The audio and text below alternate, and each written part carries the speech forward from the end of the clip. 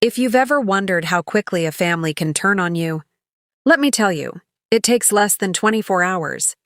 I learned that the hard way, standing in the marble foyer of my father's mansion, the air still heavy with the scent of lilies from his funeral. My brother Adam was already wearing our father's cufflinks, his voice echoing off the high ceilings as he greeted the last of the guests.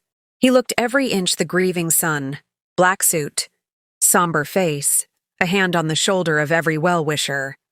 But when he turned to me, his eyes were cold, calculating, and I knew the performance was over. I'd always been the quiet one, the one who didn't fit the mold. Adam was the golden child, the one who followed Dad into the family business, who played golf with the right people, who knew how to make a room laugh. I was the one who fixed things, broken lamps, leaky faucets, the old radio Dad kept in his study. I never cared about the money or the parties. I just wanted to belong. But that morning, as the last car pulled away and the house fell silent, Adam made it clear I didn't. He didn't waste time. "You can't stay here," he said, his voice flat. "Dad's gone. This house is mine now. You know that." I looked at him, searching for some trace of the brother I'd grown up with, the one who used to sneak me cookies from the kitchen when we were kids. But all I saw was a stranger. "I just need a few days," I said quietly, "to figure things out. I don't have anywhere else to go." He laughed, sharp and mean. "Not my problem. You've been freeloading long enough. You want something? Take it now, because by tomorrow you're out." I should have argued. I should have fought for my place. But grief has a way of making you small, and I was already drowning in it. So I nodded, numb, and went upstairs to pack. That's when I heard the voices, Adam and his lawyer, moving from room to room, making lists. The gold coins in the study, Adam said. The silverware. The paintings. The safe in Dad's closet. He was claiming everything, piece by piece, as if he'd been waiting for this moment his whole life. I tried to stay out of their way, but it was impossible. Every time I turned a corner, I found Adam's eyes on me, watching, judging. At one point, he stopped me in the hallway, a smirk on his face. "You know what people are saying?" he asked, loud enough for the housekeeper to hear. "They're saying you're a beggar, that you're only here for the inheritance." Maybe they're right. I felt my face burn, but I said nothing. There was no point. The truth was, I hadn't asked for anything. I didn't want the gold or the art or the antique clocks. All I wanted was one thing, my father's old toolbox. It was nothing special, at least not to anyone else. Just a battered wooden box, the handle worn smooth from years of use. Dad kept it in the garage, tucked behind the lawnmower and the bags of fertilizer. When I was a kid, he'd let me sit beside him while he worked, handing him screwdrivers and wrenches, listening to his stories about how he'd built this house with his own hands. That toolbox was the only thing that ever made me feel close to him. So when Adam started dividing up the estate, I waited until he was distracted, then slipped out to the garage. The box was still there, dusty and forgotten. I picked it up, feeling the weight of it in my hands, and for the first time since the funeral, I felt something like comfort. But Adam wasn't done with me yet. He found me in the driveway, my suitcase in one hand and the toolbox in the other. "Seriously?" he sneered. "You want that old junk? Figures, take it. Take whatever trash you want. Just don't come back." He grabbed my suitcase and tossed it into the trash bin, scattering my clothes across the driveway. The neighbors watched from their windows, pretending not to see. I wanted to scream, to tell them what was really happening, but the words stuck in my throat. Adam shoved the toolbox at me, hard enough that I nearly dropped it. "Here's your inheritance," he said, loud enough for everyone to hear. "Hope it keeps you warm at night." I left without looking back. I walked 3 blocks to the bus stop, the toolbox digging into my palm, my heart pounding in my chest. I didn't cry, not then, not in front of him. When I finally reached my tiny apartment, I set the box on the kitchen table and stared at it for a long time. It looked even older in the harsh light, scratches on the lid, a crack along one side, the metal latch rusted shut. I ran my fingers over the wood, remembering the way Dad's hands used to move, steady and sure, even when everything else in our lives felt uncertain. I almost didn't open it.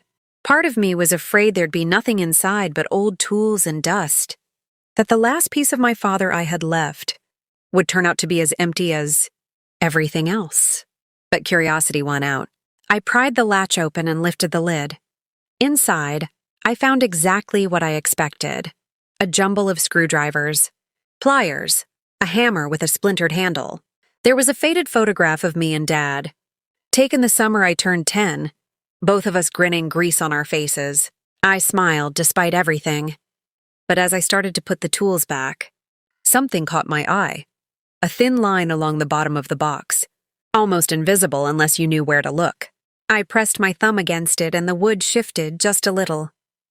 My breath caught.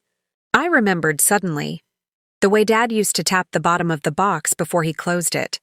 A habit I'd always thought was just a quirk. But what if it wasn't? I slid my fingernail along the seam, searching for a catch. The wood gave way, revealing a false bottom. Beneath the false bottom, there was a small cloth-wrapped bundle. My hands shook as I lifted it out, the fabric soft and worn, smelling faintly of engine oil and cedar. For a moment, I just stared at it, my mind racing with questions. Why would Dad hide something here?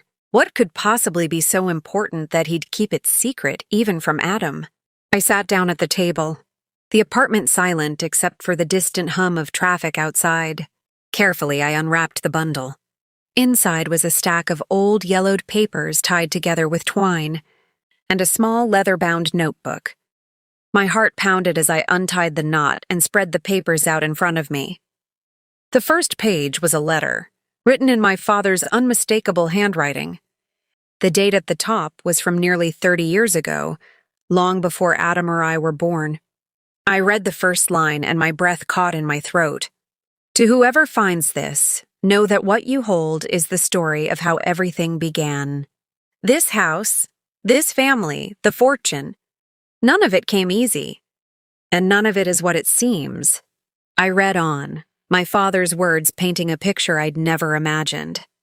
He wrote about his childhood, about growing up poor in a small town, about the years he spent working odd jobs just to keep food on the table. He wrote about the day he met my mother, about how they dreamed of building a life together, about the first time he saw the empty lot where the mansion now stood. But then the story changed. My father described a partnership with a man named Charles Whitaker, a name I'd never heard before. Together, they started a small construction company, scraping by on tiny contracts and borrowed money. Then one winter, they stumbled onto something that changed everything. A hidden cache of gold coins buried in the foundation of an abandoned house they were demolishing. My father's letter was clear. He and Charles split the gold, using it to fund their business, to buy land, to build the mansion that Adam now claimed as his own. But there was a catch. Charles wanted more. He threatened my father, demanded a bigger share. And when my father refused, Charles disappeared, leaving behind only rumors and a trail of angry creditors. The next few pages were receipts, deeds, and old photographs. Proof of the partnership, proof of the gold. Proof that the fortune Adam was so desperate to claim wasn't as clean as he thought. My father had kept it all hidden, afraid that if the truth ever came out, everything he'd built would come crashing down. I sat back, stunned. I'd always known there were secrets in our family, but I'd never imagined anything like this. I glanced at the notebook, my fingers trembling as I opened it. Inside were pages and pages of notes, sketches of the house, diagrams of hidden compartments, lists of names and dates. At the very back there was a map, hand-drawn and faded, showing the layout of the mansion and a series of red X's marking places I'd never noticed before. I stared at the map, my mind racing.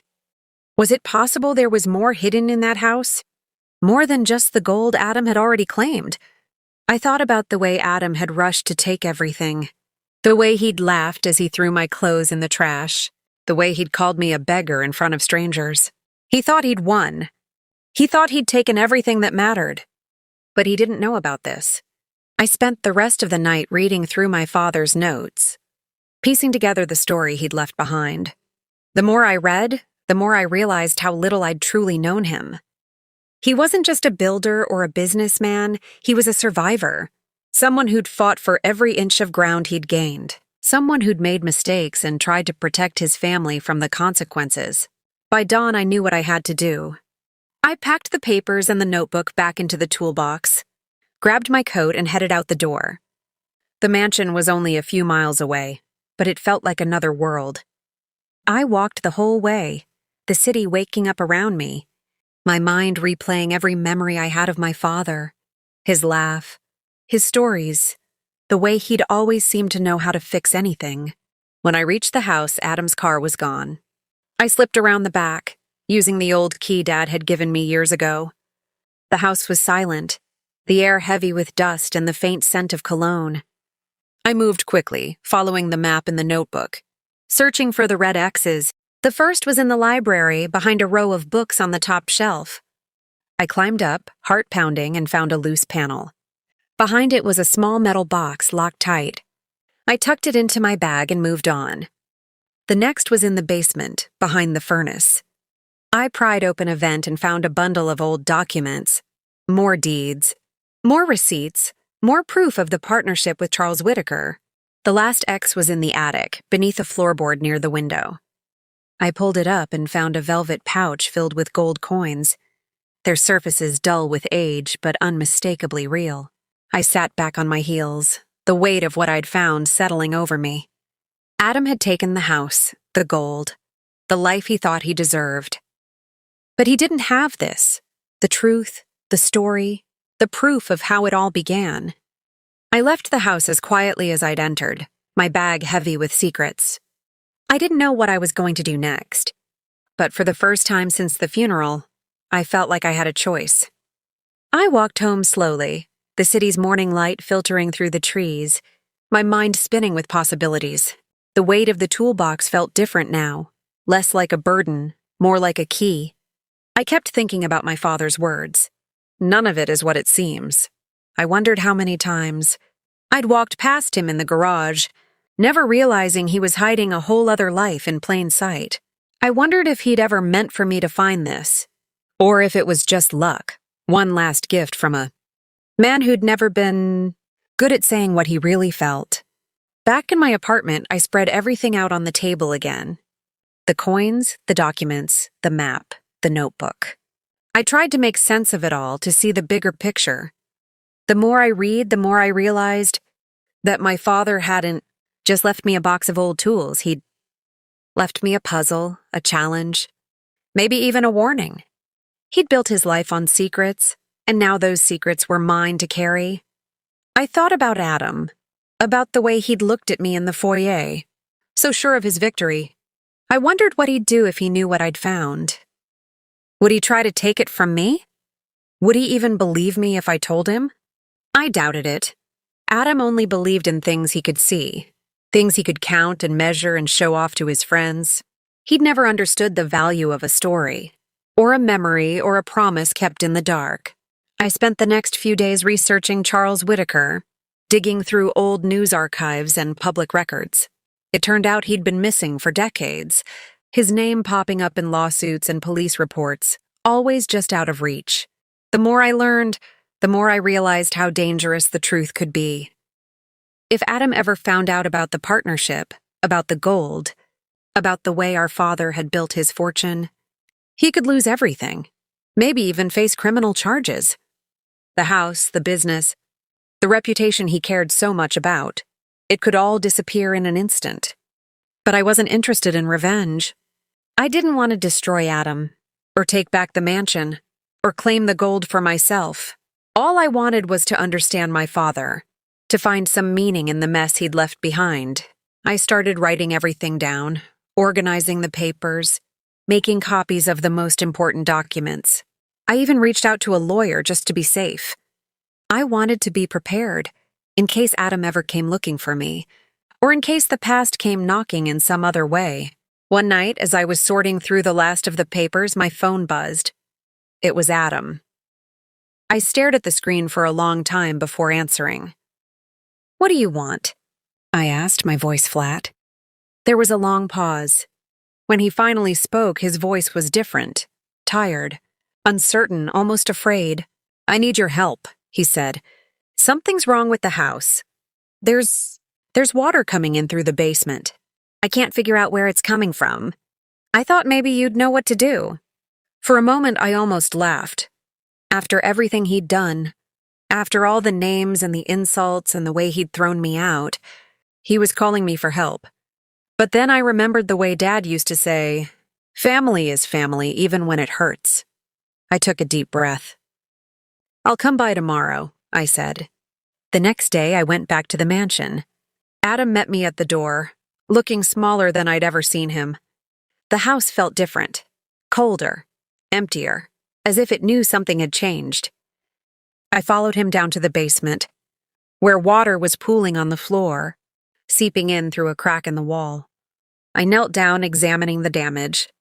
It didn't take long to find the problem, a broken pipe hidden behind a panel.